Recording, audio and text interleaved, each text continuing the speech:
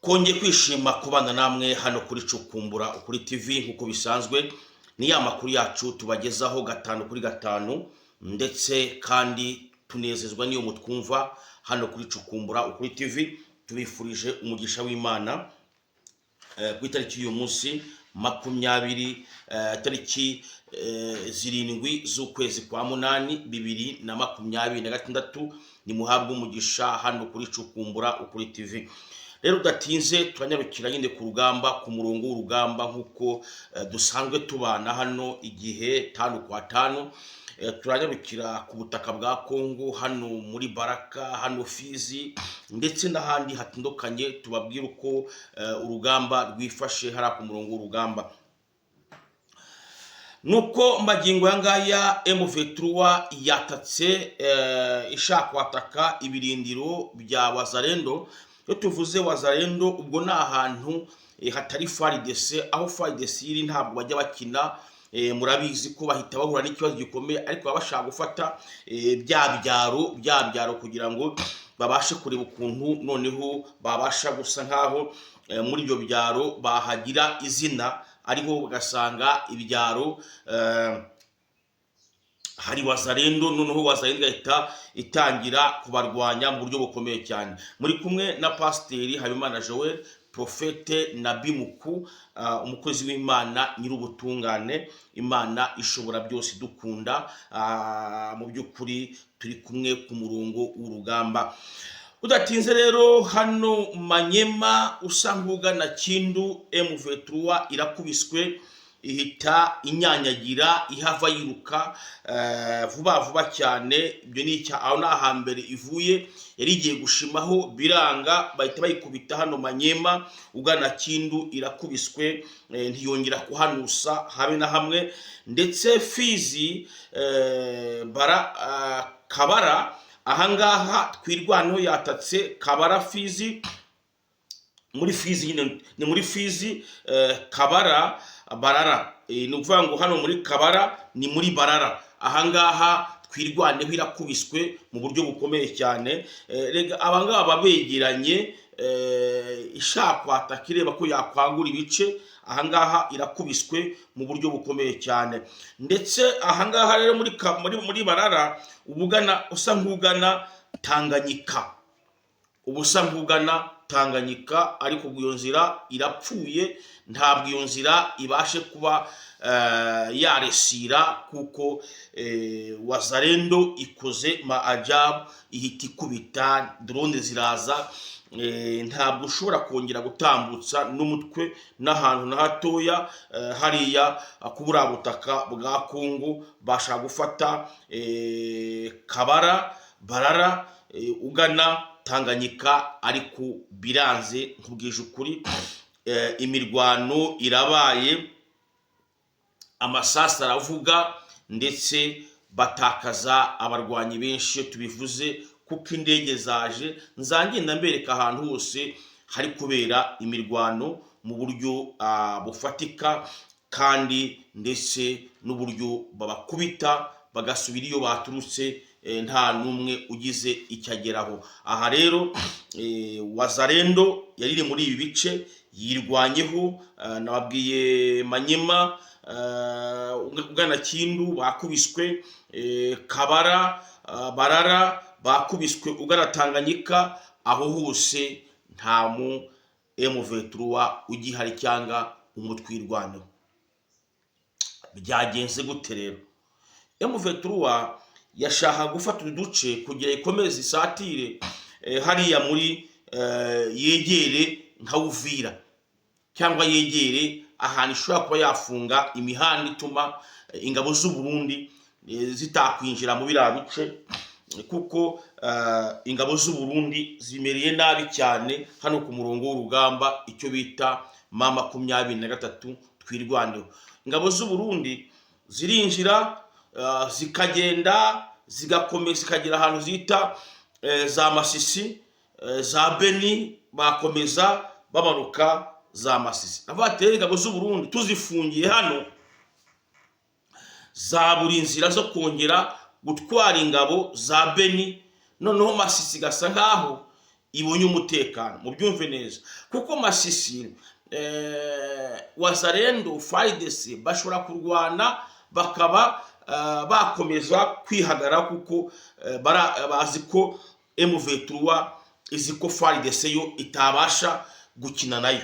Rero ikavuga ati abarundi barigumya birunda, nta yindi nzira yindi babona. Nidufunga Tanganyika, tugafunga Baraka, tugafunga Uvira, tuzaba dufungiranya abarundi kongera kwinjira ku butaka bwa Kongo. Aha niho bahindurira ingabo, niho banyuza ibikoresho, aha niho turi gutsindira kuko indege iri kubakomezanya bakajya kugwa aho bita za Beni. Kadufunge rero iki kirere, katugifunge turebe nimba dushobora kuzarwana nta murundi wongera kwinjira, ko dufite n'impungenge iyi Tanganyika niri kuzana n'Abatazaniya. Reka rero dufungire hano Minembwe, turwane n'abarundi bariyo babura inzira, nikwe kuvuga ngo babura inzira ngo birohe mu mazi. Nidufunga Baraka, tugafunga Fizi, tugafunga za Tanganyika, tugafunga Uvira, abarundi barabura inzira batangire ngo birohe mu mazi. Muri kubyumva mwihangane ndabwa Magripe, kubyumva ko ari uko planning ya mama 23 imeze hano ku butaka bwa Kongo. Rero ahangaha mama 23 ikabivuga ko ishaka gufunga ku buryo abanyamurenge bagira sécurité guhera za Pwede Ruzizi ho Parato ukomeza hose, mbese hari hose agace kabo bigenzura. Mu by'ukuri nta muntu ukandagira hari, ariko kumva ibyo bari kuhabonera rero niho hahandi ugiye kumva rero wumve twirwanda ndi kuvuga ngo turashize ibitsindagire ku baturage. Turashize we ibitsindagire ku baturage, ho kugira ivuye ngo turashize twirwane, turashize kwirwane higomba yo gukuraswa hano ho, ku buryo banahamagara n'umuhangura bagahamagara n'umuzimbabwe mu byitegure ho kugira ahantu hafatwa. Twirwane higiye kuvuza induru mwitegure muri iyi minsi turashize, kuko hano bagiye kuhutsa, hano bagiye kuhatwika, hano bagiye kuhakongora. Mwe muri hano hafi ntacyo muri kubona, indege ziri kuza zonyine. Nibyo nani yavuze Koneruga bati Minembwe uyu munsi byaramutse neza, ariko ntikwabizeza umutekano, nta mutekano tubijeje. Bakunzi bacu bacukumbura ukuri TV, M23 itangiye guhangana n'ibintu bikomeye, indege zahagurutse. Aha rero kugira ngo bafatiye nani bita Kabara, Barara, Tanganyika, Kipupu, Irere, bafate Fizi, Mwenga, ntabwo bishoboka, ntabwo bishoboka, ntabwo bishoboka ngo bafate nayo Rurambo, ntabwo bishoboka. Aha rero ni mwitegura ibigiye kuba hano. Rero ibigiye kuba hano nta muntu n'umuzigera agira icyo avuga. Noneho ya myigaragambyo yo muri New York, ya myigaragambyo yo muri Amerika, ya myigaragambyo yo mu Bubiligi, reka mbabwize ukuri, twirwaneho nishaka gufata aha hantu. Aha mbabwiye kwaheri, mwitegure mwigaragambye cyane, twirwahe nishaka gufata aha hantu. Ndakarabye, ndi profete, ntimwongere kuvuza induru. Noneho bayireke, bamaze iminsi bari Minembwe bakavuga ati iyi minembwe tube tubaretse, nimba ariyo bashakaga katurebe intumbero zabo. Ni ukuri kw'Imana ndarahiye, twirwaneho M23 nishaka gufata Manyema, igafata Kindu, igafata Fizi, igafata Kabara, Barara, Tanganyika, Kipupu, Irere, igafata Fizi ndani, igafata Mwenga, ndakurahiye noneho n'itabi bazarihatera. Ibi bigiye mwese mubyumve hano, n'itabi rishobora kuzaterwa Minembwe. Kuko urambaza iki? Ahangaha abarundi bazaba bari gusezera, bari gusohoka mu cyo bita muri Kongo yose. Aho kunyura bazaba basigaranye ni ukuzakoresha indege, nabwo indege ikazava he, kajuguju ikazava hehe, se ko Baraka bazaba bayifite nayo. Aha rero hagiye kuba ikintu bita umuriro. Ndaze bateguze, wanatangiye mubaza abantu b'igipupu, mubaza abantu kabanje ibintu byahabaye baritaguye Kabara baritaguye. Ni indege ziri kuza gusa, ubushisho bwinshi gusa,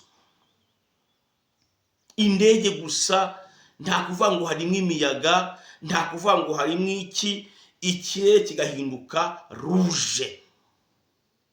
Ibi ngibi mubimenye ko nuko bimeze. Bakunzi bacu kumbura kuri TV rero, M23 nimba ifite uburuho bw'ibi bijijini, ikaba ifite uburuho bwa Rurenge, ikaba ifite uburuho bwa Fizi, ikaba ifite uburuho bwaki, ndababwiza ukuri ibintu biraba bibi cyane. Aha rero muri za gipupu ndababwiza ukuri ibintu byakomeje kuba bibi cyane, ku buryo M23 twirwaneho irashaka gufata utuduce, iyo niko ishaka, ariko utuduce nirwo herezo rya Burundu na Minembwe. Burundu noneho hano, ku buryo iyo tuvuga amakuru abantu bavuga ngo nugushishariza, ntabwo nibo kuvuga ngo nugusanga inzuki mu mutiba ugafata umwami wazo, wamara kumufata noneho bikabaye turubure zigakwirunda. Aha rero hano bita Manyema, Kindu, Kabara, Barara, Tanganyika, Gipupu, Irere, Mwenga, aha hantu Kabanja, aha hantu harapfa umuntu. Aha hantu nimba afite mwene wanyu uvuge ngo tayari birarangiye, sinzongera kumubona, kuko hagiye kubera imirwano. M23 irashaka nibyo, irashaka Baraka nibyo, irashaka Uvira nibyo, imperuka. Ikibazo nuko abanyamurenge imurenge bari ruguru yaho hose, barimo hagati. Ibi rero murabona ko hamaze iminsi wumva ngo imurenge nta mirwano ihari, kandi koko ndi yari ihari, ariko ugiye kuhaba ya yindi y'umuriro. Centre ya Murenge mu by'ukuri nta ntambara yari ihari. Nibyo baruga bavuga ati tumaze iminsi turi mu gahenge, ariko aha ngaha hagiye gukongeza umuriro. N'isi nimba izahaguka, isi nimba bizitwa iki gushaka bino bice ibingibi na Rurenge. Ibi bice birakora ibintu bikomeye cyane, Gipupu irakora ibintu bikomeye, kuko barabona ko ubundi byose bishobotse gutakaza bino bice. Rero aha ngaha hashobora kubera intambara bita intambara tagatifu. intambara ntagatifu kandi yatangiye. Gipupu, Kabanja indege zatwitse, Rurambo indege zatwitse, Rugezi indege zatwitse, byose mujye mubwira amakuru yashaka kuvana ahandi. Datinze rero Ngoma Nzito amaze kwigaragaza, amaze gutanga discours. Ngoma Nzito bavuga ngo yarapfuye, avuze ko ari ku murongo w'urugamba hano Kabanja, ari kumwe n'abasirikare be, agerageje kwigaragaza, asuhuza abasirikare, asuhuza abaturage babo, avuga ko ari ku murongo w'urugamba. Uyu bita Ngoma Nzito ngo ntabwo arapfa, nkuko mu mazi imisi mwumva Ngoma Nzito yarapfuye, Yakutumba yarapfuye, byo nyine biratangazwa, ariko bakavuga ko bari ku murongo w'urugamba. kandi Ngoma Nzito we akaba nani Yakutumba akaba ari Baraka, ariho gutangira amategeko kuri Wazalendo, ariko Ngoma Nzito akaba ari Kabanja ku murongo w'urugamba. Ahangaha harimo arwana. Iyi Kabanja rero niyo yarigiye nani yayatatse ejo bundi biranga, Kipupu byaranze, kwa Murima byahabaye naye babwiye. Ni ukuvuga ngo bigenda byaranze hose, byaranze. M23 ikindi iri gukora, iri gushaka gusubira Minembwe, neza ikicarayo. Aha rero niyo mpamvu ahangaha batangiye no kubahudukana, begeye basatira Minembwe, sector Minembwe. Aha rero imirwano ukuntu yifashe, noneho nabyita ngo nimperuka. Abakunzi muzi kwavuga ko hariya ngo baje kurwa genocide, murabizi. Ingabo z'u Burundi zaje kwa genocide muri Minembwe, ariko n'ibintu bigiye kuba kubera ibyo kwataka ubuce, bashaka kubufata, ibintu birahindura isura. Ngendo umusesenguzi, ibi bice ho kugira nani bitakaze ingabo z'u Burundi. Ingabo z'u Burundi ngo zikurengera abaturage bayo bari mu kibaya cya Ruzizi. Bamaze kumenya amakuru ko kuva imyaka 300 ngo abaturage b'u Burundi bari mu birabice mu kibaya cya Ruzizi, ngo abarundi bari muri Kongo. Kuva imyaka 300 bafashe icyemezo rero cyuko kugira ngo basohokemo nabo hari bupfu umuntu.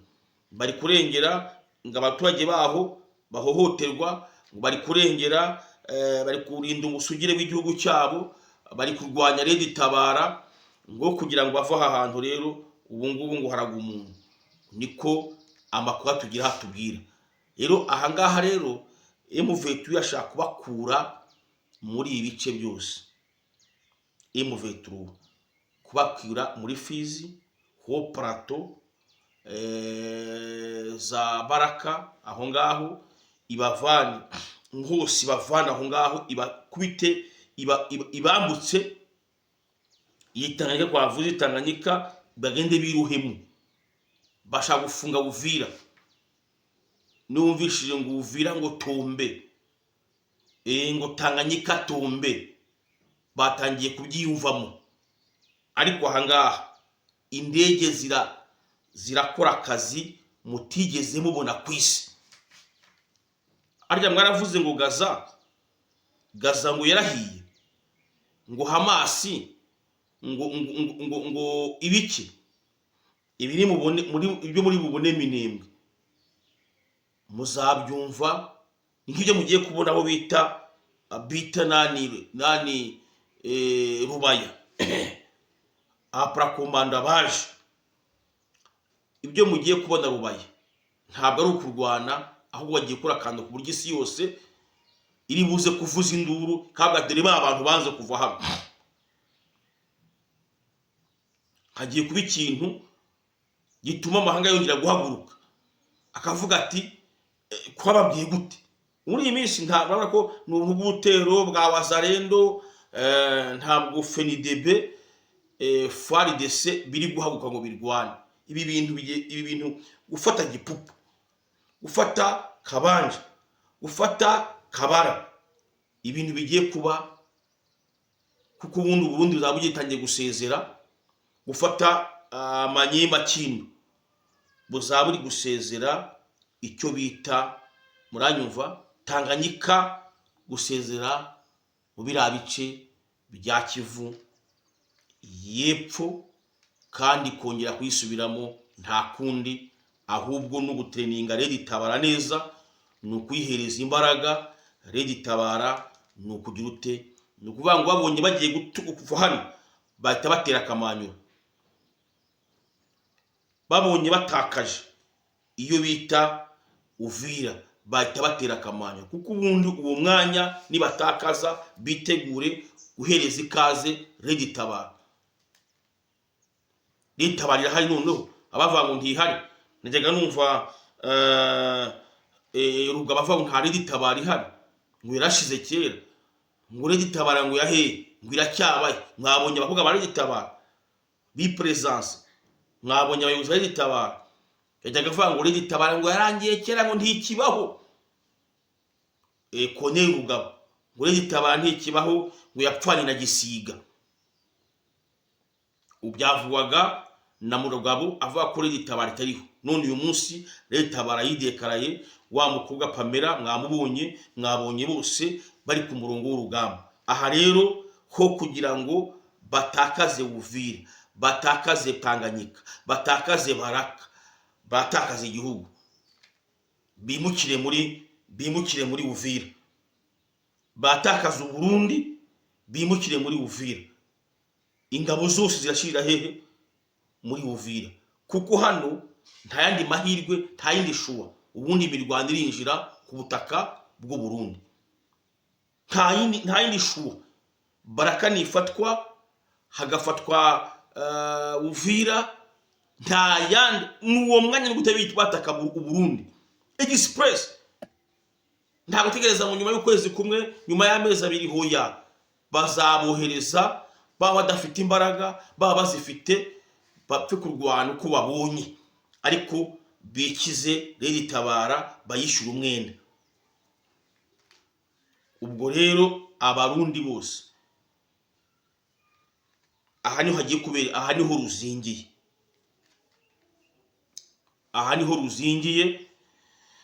Rero Gipupu bayirashemo, Kabanja bayirashemo, barashe Kabara, barasa Barara, barasa Irere, hose harashwe mu buryo bukomeye cyane. Iyi ngiyi Ubugana, Kabara, Barara, Ubugana, Tanganyika, hose harashwe, ariko byafashe SWAT babirukankanye mu kwisubiza aho bari baturutse mu birindiro byabo. Bakunzi bacu, turaza kuza gusesengura mu kanya ndetse n'amakuru agezweho, tubabwira ukuntu byifashe hano, ku buryo ingabo z'Uburundi zishobora kuba zikoze mistake, zibeshye gatoya, Uburundi bwahita buterwa. Bye bye.